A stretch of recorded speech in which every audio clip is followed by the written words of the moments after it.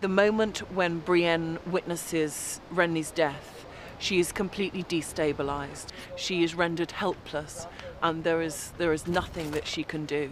When the person that you love the most is taken away from you, you feel helpless enough. But when it's done by means that you have absolutely no control over, she's devastated, and I think to an extent she's lost.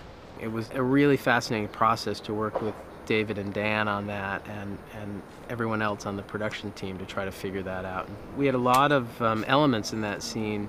You know, it takes a lot to figure out how to have a shadow on a tent, believe it or not, and then have a shadow draw a sword that isn't the person who's casting the shadow, and then, you know, to figure out how those transformations happen. And it was important to me that we didn't cut. If you can do it without doing it in cuts, it's really fantastic, because then it really is a kind of sleight of hand and a kind of magic. So we were able to achieve the moment where Renly is looking into the mirror. Caitlin is watching the scene. It's really through her point of view, and she sees the shadow of Renly at the mirror, and then she sees the shadow change and become Stannis and draw a sword. That scene is sort of savagely interrupted by a shadow that appears out of nowhere, which Catelyn and Brienne notice before Renly does, and Renly is stabbed viciously in the back.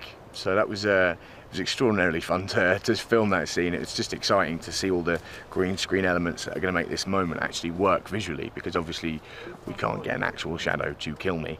That would be awkward. But the guys have done an amazing job of creating this moment where Renly's in front of the mirror, and this moment happens, and that's the end of Renly.